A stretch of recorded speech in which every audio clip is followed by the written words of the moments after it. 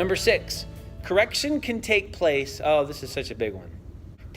Correction can take the form of discipleship instead of discipline when there is respect and teachability. All right, does anybody have a child who likes to argue? Some of you? At least some not. So some of them are better at arguing than others, but everyone, generally likes to argue at some point. And so I was always amazed at, I would come to consciousness 20 minutes into an argument.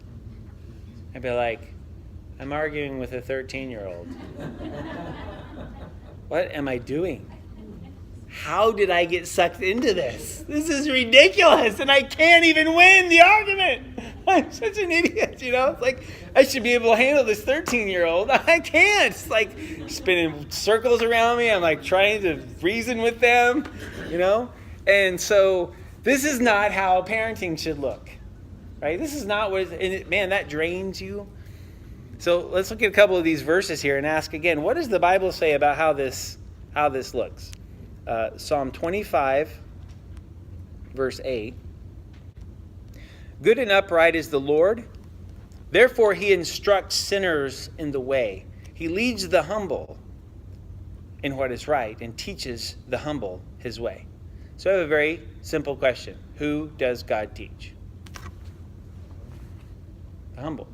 And I would like to translate that for a minute into the word I like to use at my house, teachable. Teachable. I am a humble person is a teachable person because they have come to the conclusion that they don't already know everything. Right? They have a proper view of themselves. So they're teachable.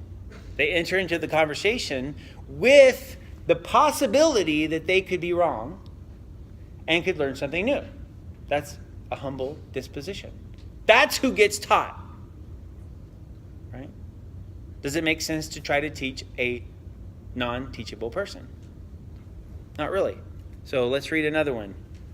Psalm 32, verse 8. Oh, I love this. I will instruct you and teach you in the way you should go. I will counsel you with my eye upon you.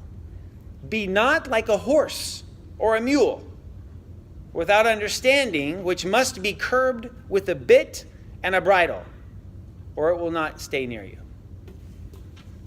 Okay, here are your options. You can be like a human or like an animal. Okay? A human, in its ideal form, can learn and is open. An animal who has to be moved from point A to point B has to have a rope or a bridle or something to get them there. All right, those are your options. Do you see that you have discipline? I'm going to make you. Or discipleship? I'm going to teach you. And so here's what I would suggest. When you have a conversation with,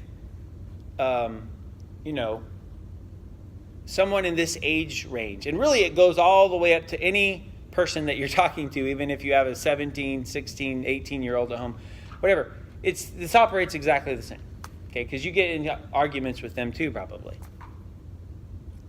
So you say, I would like for you to do this, or you give a correction, right? This is not the best way of thinking about this. We should think about it this way, whatever it is. And then the argument ensues, right? So at that point you can say, okay, time out. Here's what's going to happen now.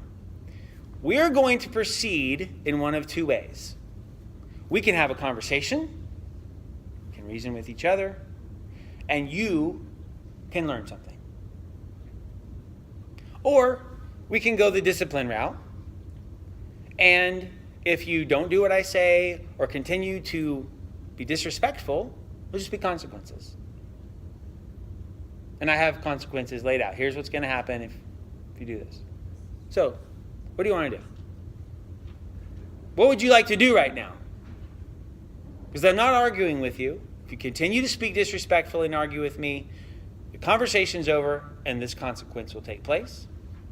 Or we can have a conversation. What would you like to do? I can teach you, or I can put a bridle on you. I'm not going to do this.